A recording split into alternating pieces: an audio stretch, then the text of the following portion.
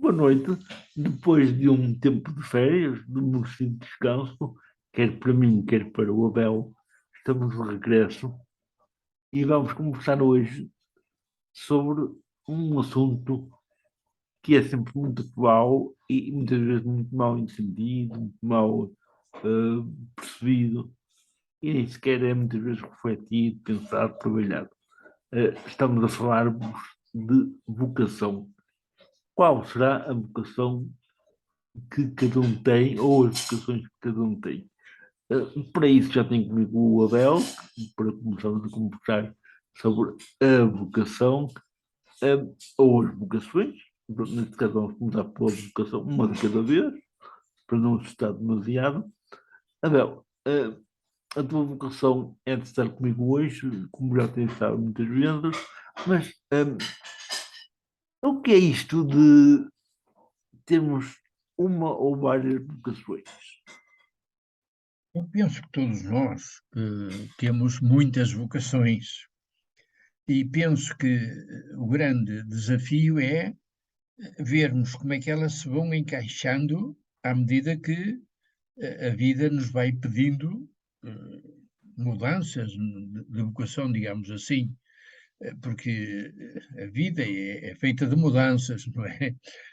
Isso já o velho Salomão parece que terá dado conta disso, ainda que digam que nada há de novo debaixo do sol. Outra forma também é dizer tudo é novo debaixo do sol. E, portanto, nós, neste fluir da vida, a pessoa que tenta ser fiel ao chamamento, vocação quer dizer chamamento, ao chamamento que a vida faz a cada um, a pessoa precisa de estar atenta e responder adaptando-se.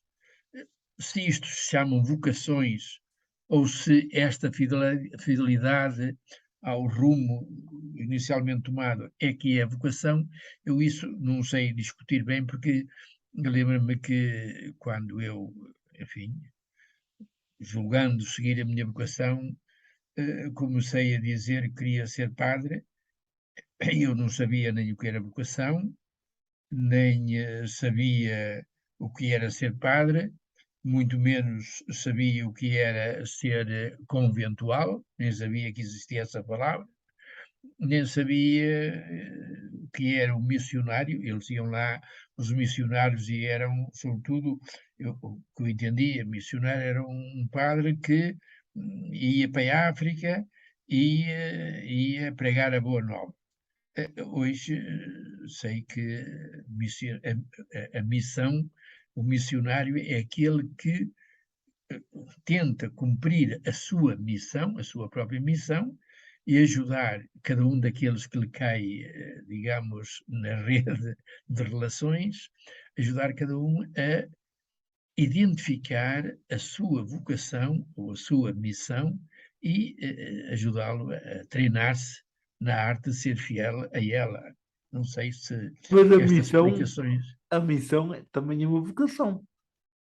Eu penso que a vocação é, por assim dizer, a concretização da minha vocação. A minha vocação é realizar a minha missão. E Uhum. como a minha missão vai tendo etapas, eu penso que a minha primeira vocação, ou a minha primeira missão, para sair do mundo paupérrimo em que nasci, foi mesmo aquela, porque ouvia muitas vezes o pai olhar para mim e lá no seu enlevo de pai dizia, ouvia ou dizia muitas vezes: este rapaz tem olhos de esperto, mas um pobre nunca pode dar um ser a um filho. E depois acrescentava: a não ser que Deus Nosso Senhor o chame para seus ministros. Ora, eu não sabia o que era ser padre, não sabia o que era vocação, não sabia nada, mas sabia de uma coisa: eu queria ser gente. Eu não sabia dizer assim, mas eu via aquelas pessoas que eram alegres, aquelas pessoas que, enfim, se impunham pela sua categoria. Eu lembro-me que eu ficava espantado e era assim qualquer coisa. Eu também queria ser gente. Portanto, a minha experiência lida, a minha experiência de vocação lida à luz 2, a minha vocação é a vocação que penso toda a gente tem, nasce com ela, é quer ser gente. Traduzida em linguagem confessional nossa, mas, enfim, que eu gosto muito e que puseram São João Põe na boca de Jesus é: eu vim para que tenham vida e vida em abundância. Eu hoje gosto de dizer assim: eu, Abel Magalhães, vim para ter vida e vida em abundância e para, aproveitando essa vida, eu ajudar outros a que descubram que também eles nasceram para ter vida e ser vida em abundância. Eu penso que esta é a nossa verdadeira vocação, é identificar como é que eu, aqui e agora, posso dar saída a esta minha vocação de ser fiel à minha missão. E realmente, analisando agora, digamos, 70 e tais 72, 73 anos depois, olhando a minha vocação de ir para um convento, a minha vocação era ser fiel ao sonho, àquele meu encanto. Eu gostava de ser gente como era o meu pai, claro, para mim era a pessoa que eu mais admirava, mas lá na terra os grandes, aqueles que eram gente, enfim, venerava, era o padre, era o médico e eram os professores. Uhum. Uhum. Pronto. Mas, E eu olha, queria ser gente.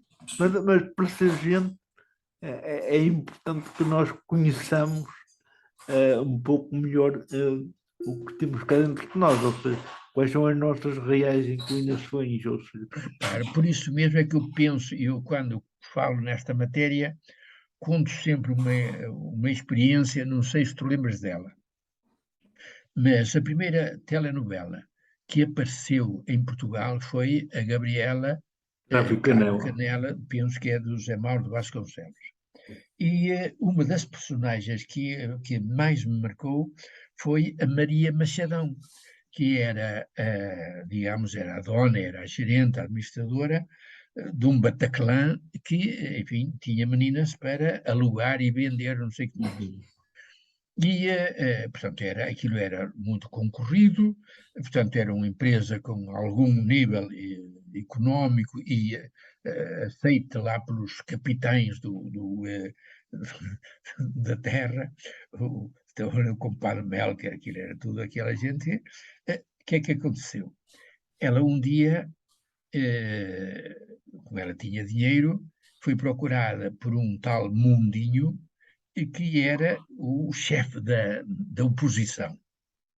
E ela despachou dizendo ao Mundinho: eu gosto muito de si, eu fazia-lhe o favor, mas eu não quero meter-me em política, porque já sabe, eles é que dão licença de eu ter a porta aberta, senão eles fecham a porta e depois eu dizer, de modo que, olha, desculpe, mas eu nessas coisas de emprestar dinheiro para propaganda política, eu não vou nessa. Pronto, e despachou o senhor. Só que, entretanto, sucede isto. O compadre Melk, digamos assim, o big lá da política dominante, estava lá, andava lá enrabixado por uma tal Aurorinha, que era uma das meninas lá do Bataclan, que andava, por sua vez, enrabixada com um jagunço, que era o Chico Chicão, que eles andavam a pensar, ver como é que eles podiam casar. E a Maria Machadão apadrinhava aquele sonho de uma menina da sua casa sonhar em casar com um jagunço, que era a profissão dela. Bom, agora tínhamos aqui dois concorrentes, era o Chico Chicão, que era o namorado da Aurorinha, e o compadre Mel, que queria ter por conta num apartamento, digamos assim, por sua conta. E ela arranjava sempre maneira de adiar a coisa e não entregava à menina. Até que um dia o padre Melk, lá o compadre Melk, quer dizer, zanga-se e trata a Dona Maria Machadão, trata de cão para baixo, 13 graus abaixo do cão. Ele humilhou ali, disse tudo se quiser, se nós quisermos, nós chamamos à porta, mas não sei o que é. E ela sentiu-se tão ofendida na sua dignidade de senhora que ficou a ouvir a sua vocação, quer dizer, que neste caso era como gerir aquela raiva que se apoderava dela, ela sentiu que tinha de dar volta àquilo, e o que é que se ela lembrou? Mandou chamar mandou chamar o Mundinho, que lhe tinha pedido dinheiro, e que era o chefe da oposição. Pronto, pediu a Aurorinha para falar ao Chicão, lá ao tal Jagunço, para falar ao Mundinho, para vir de noite, vir com todo o cuidado. Lembras-te da música, a Pantera Negra, não é? Sim, Pantera sim. Cor-de-Rosa, era Pantera Cor-de-Rosa, e ele vem com aquela música, e vem ele, que depois de ter sido escorraçado, veio ter a cão com a menina, e ela diz-lhe isto: olha, Mundinho, eu mandei-o chamar porque hoje eu fiz uma descoberta muito importante. Eu hoje descobri que gente não gosta de ser propriedade de gente. Eu não sei se alguém fixou isto. Eu sei que, repara os anos que foi, eu ainda estou a registar isto. Eu, portanto, já foi há, penso, quase 50 anos, Sim, sim, eu ainda via. pois, quer dizer, e eu ainda sei estes pormenores todos. Uhum. Sei o nome dos atores, Os destes atores, sim, que sim. entram nesta O cena, Maria Nascimento, Macedão, o Chico Chicão, a Aurorinha, o Mundinho, etc. Eu sei isto tudo porquê?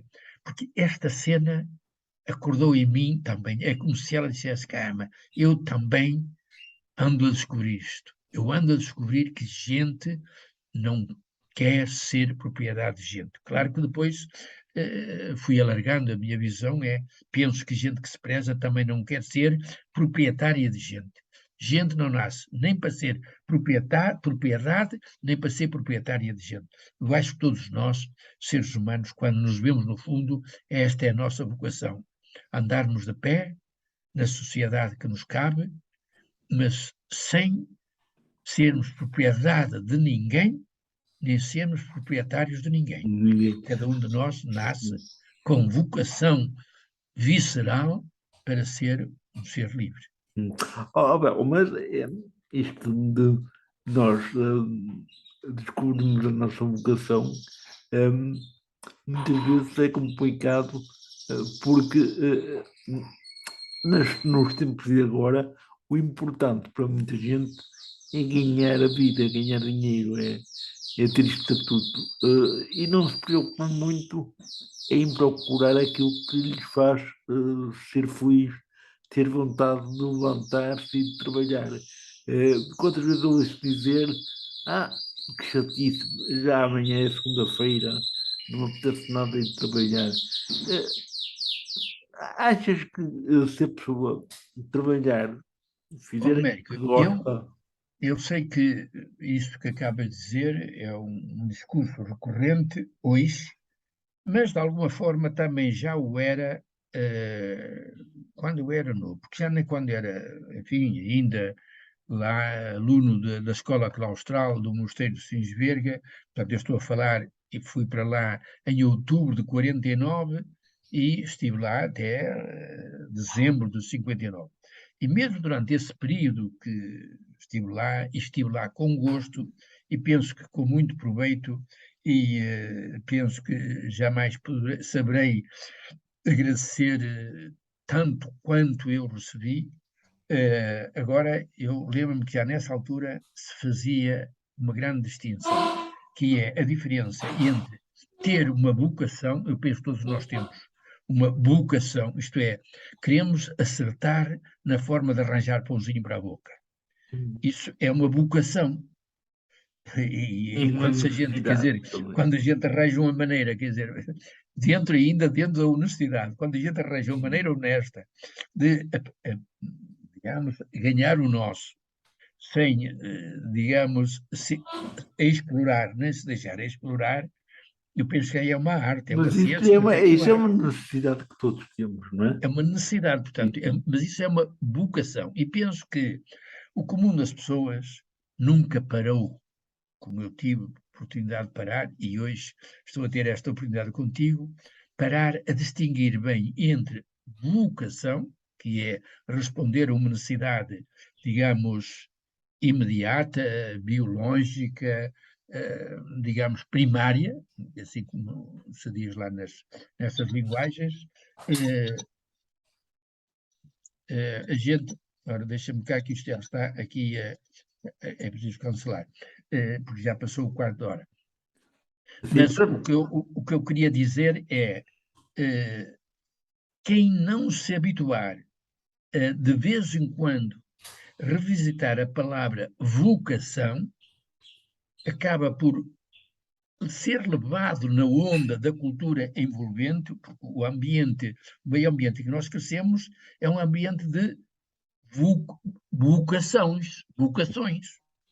Quer dizer, quando aparece alguém a falar de vocação, assim, algo do fundo, a gente remete isso para os padres, para as freiras, para as pessoas rezadeiras, quer dizer, a gente como tira a palavra vocação de uma necessidade visceral, profunda, mais de cariz espiritual, porque, pronto, que isso é a linguagem que o comum das pessoas não abarca nem se para para isso. Então, o comum das pessoas confunde vocação com vocação e a tónica da sua vocação é à volta da boquinha e, portanto, como diz o São Paulo, o Deus deles está mais sentado no umbigo, no ventre, mas do que propriamente quem trabalhar isso. por vocação eh, deve ser mais feliz, deve ir para o trabalho com mais alegria. Claro, claro, por isso mesmo é que seguir uma vocação, a gente é feliz, é a tal felicidade canina, quer dizer, enquanto temos as necessidades primárias satisfeitas, temos a barriguinha cheia, temos, enfim, os afetos mais ou menos superficiais satisfeitos, temos, enfim, o nosso estatuto social assegurado. Quer dizer, enquanto esse por fora, digamos, vai correndo sem acidentes, nós estamos felizes da tal felicidade canina, mas aquela felicidade que não despreza nenhum aspecto da felicidade canina, mas não a confunde. E por isso só aceita dentro da felicidade canina aquela que pode, digamos, levar a uma felicidade verdadeiramente humana, que quer dizer divina, duradoura, etc, etc.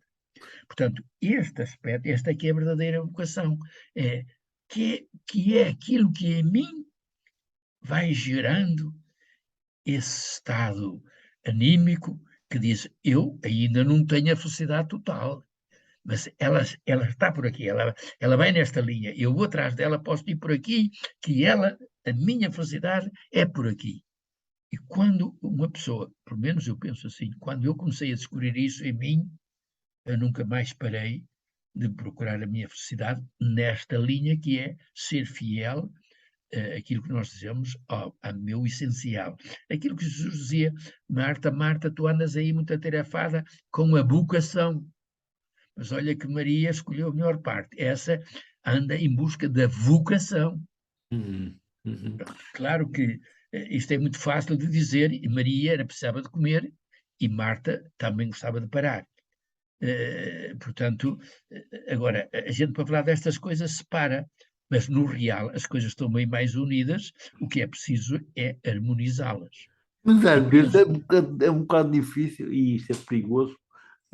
Eu posso saber que é esta a minha vocação, mas assim, num imediato, relativamente próximo, eu não consigo encontrar resposta para a minha vocação, onde me encaixar profissionalmente.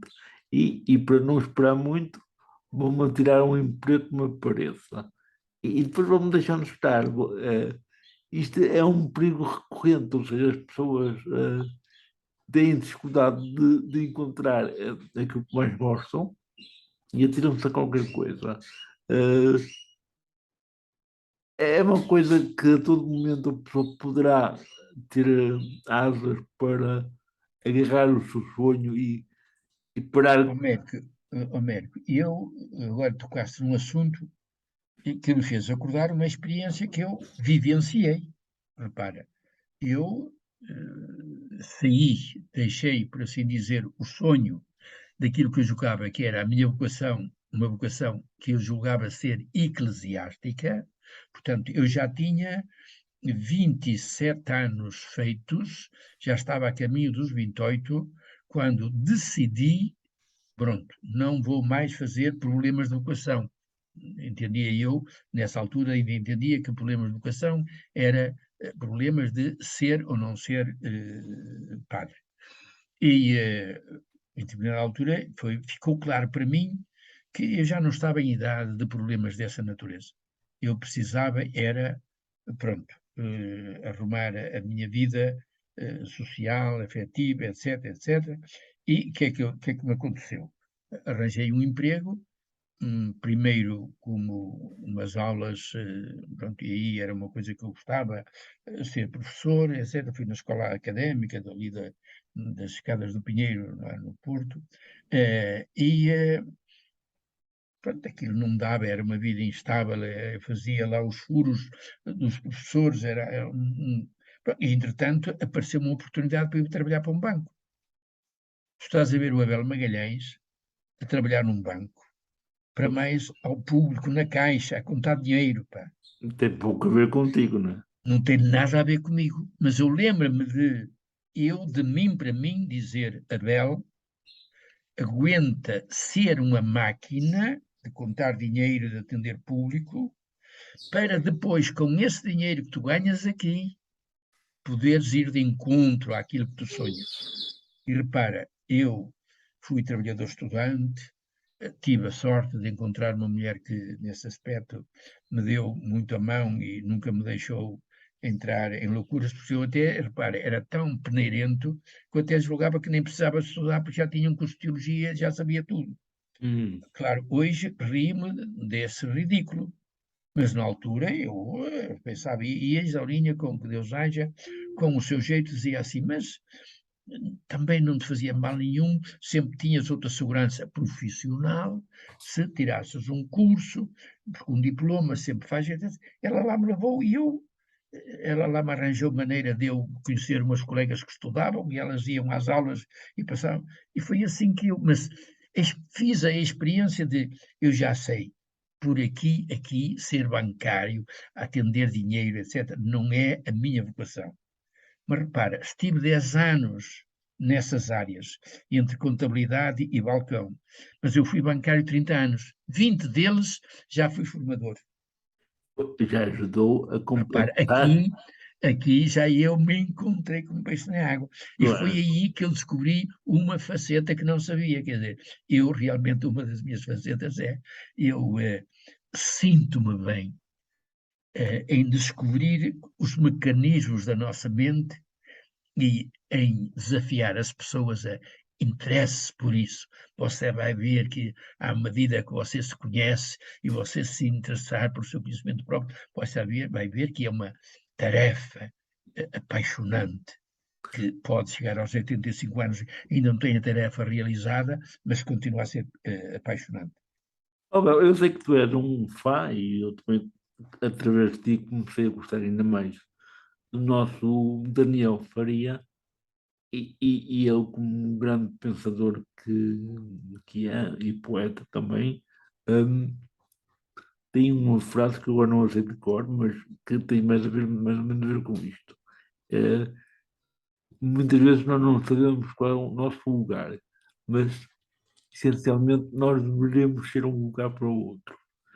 O meu desafio é, a partir deste pensamento e através daquilo que nós dissemos hoje, fomos dizendo hoje, tentar descobrir em que momentos da nossa vida nós, através da nossa vocação, podemos também descobrir que podemos ser um lugar para o outro.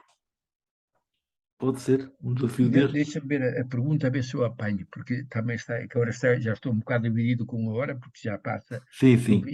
Não, o Daniel mas Faria, o Daniel tem um sim, pensamento. Daniel Faria, eu gosto muito, claro, não sei Sim, os sim. poemas todos de cor, porque tu sabes, enfim, o acervo de poemas que ele tem, o Sim, sim, livro, sim. a obra completa é grande e ainda não está tudo. Mas daquilo que eu vou ouvindo, eu acho que ele dá que pensar e, sobretudo, convida, porque a vida dele é um Sim, sim. convite à interiorização e ao desabrochar. Pois, E mas eu tenho um pensamento que é mais ou menos este. Eu não sei qual é o meu verdadeiro lugar, mas sei ou devo saber que devo ser um lugar para o outro. ah, não tinha apanhado a pergunta. Sim, sim. Esse poema, vou procurá-lo Sim, e vou, sim. porque tenho aqui o Padre Alfredo, que tu conheces, ele Sim, é um sim. fã do Daniel Faria, que ele Faria. ainda conheceu. Ah, ok. Eh, E o meu desafio era, eh, continuando com o tema da vocação, nós podemos também perceber que a nossa vocação é deixar que nós sejamos um lugar para o outro. Quer dizer, Olha, porque, então eu fazia-te um desafio. sim, sim. Manda-me um mail com aquilo que és capaz de reproduzir desse poema, porque sabes que ele muitas vezes tem poemas curtos.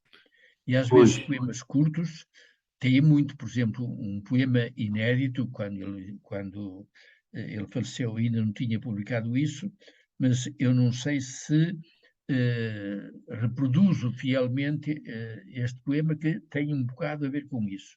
Ele tem um poema que são só duas linhas, sim, sim, que sim. é: tenho medo de morrer antes de morrer. Pois, que era, Tenho medo de morrer antes de viver. lá está. No fundo, também tinha a ver com vocação, porque a nossa vocação é viver Claro, antes de morrer.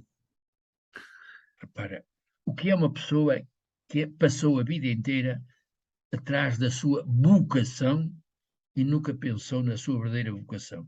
Uhum. Um dia, por mais cheia que tenha a arca e por maior que tenha a conta do banco, ele vai esbarrar com esta coisa. O que é que te valeu isso? Uhum. Agora, tudo isso fica para não sabes para quem e tu vais embora de mãos vazias. Pois, que é o que nos toca a todos. Se não Toca a lutarmos. todos. Outros não têm nada e vão felizes porque, enquanto cá estiveram, saborearam este de se sentir um lugar oásis que muitos procuravam. Uhum. Por exemplo, penso que, não sei se és rico, se és pobre, não tem nada a ver com isso, mas com certeza que a tua conta bancária não é assim a abarrotar. E, entretanto, entretanto, repara, és um oásis para muita gente te procura. Então, eu penso que a tua vocação, com esta pobre vocação, digamos, fará inveja no último dia, aquela história do Lázaro e do rico. Repara, o Lázaro, coitadinho, mas ele estava feliz com a sua vocação. O, o rico, ele bem tinha aquela vocação cheia, aquela boca cheia, mas deixa-me lá abaixo dizer para que eles não se enganem como eu me deixei enganar. Essa história, pá. Sim, sim. Portanto, pá, penso que é por aqui. Então manda-me esse poema e eu vou ver se. Não, E a eu não tenho próxima. um poema, eu não tenho um poema, eu só sei. Então eu procuro Pronto, eu não aqui. tenho. De Mas ser um lugar para os outros. Eu vou porque ver se dou com o poema e depois, numa próxima vez, nós podemos, a partir daqui, destes dois versos, nós eu uma podemos. vez é que ouvi uma homilia do Padre Batista nas Antas, e ele pegou nesse pensamento Mas então eu vou procurá-lo, eu tenho ali as e obras. ele dizia que muitos de nós não conseguimos encontrar o nosso verdadeiro lugar, sem primeiro descobrirmos que, na essência, deveríamos ser um lugar para o outro. Ele Eu citou gosto Daniel muito Faria. dessa ideia, porque eu penso que uma das causas, das fontes desta pandemia que hoje, enfim, para lá da palavra da Covid, penso que há uma certa pandemia da depressão. Estamos numa Uhum, sociedade depressiva, etc, etc. De uma sociedade agressiva, de uma sociedade do barulho, em vez da felicidade, é da alegria barulhenta, que é aquela que se busca para esconder a falta de alegria interior. Então procura-se uma alegria barulhenta. E uhum. então esses versos poderão ajudar a levar a conversa da vocação do homem para se tornar, isto é, encontrar no outro um lugar e tornar-se um lugar para o outro, que não tem Até lugar. porque no outro, estou um bocado forte na riqueza ou na pobreza eh, material. E eu acho que a nossa maior riqueza, e essa é uma grande virtude, é sempre quando nós conseguimos, em vez de contarmos as moedinhas ou as notas todas que temos a render, sabermos que temos dentro de nós as vidas de muita gente que confia em nós, que precisa de nós e que só sabem viver enquanto nós fizemos parte da vida delas. Isto é a grande riqueza que podemos ter nesta vida, é sermos o lugar para os outros. Abel, um E grande nós, abraço. nós, em vez de um quarto de hora, fizemos 2 vezes um quarto de hora. Também, e já há um mês que não fazíamos um quarto de Foi, hora. de modo que Temos os que. nossos ouvintes que nos desculpem, mas foi Não, agradável esta conversa e mas foi agradável. É assim, também a vocação não se descobre num minuto, por isso é natural é que se assim. demore um Olha, pouco mais. muito obrigado pelo Não, até à desafio próxima, e então. até à próxima. Até à Adeus, próxima. Ricardo. Obrigado. Obrigado.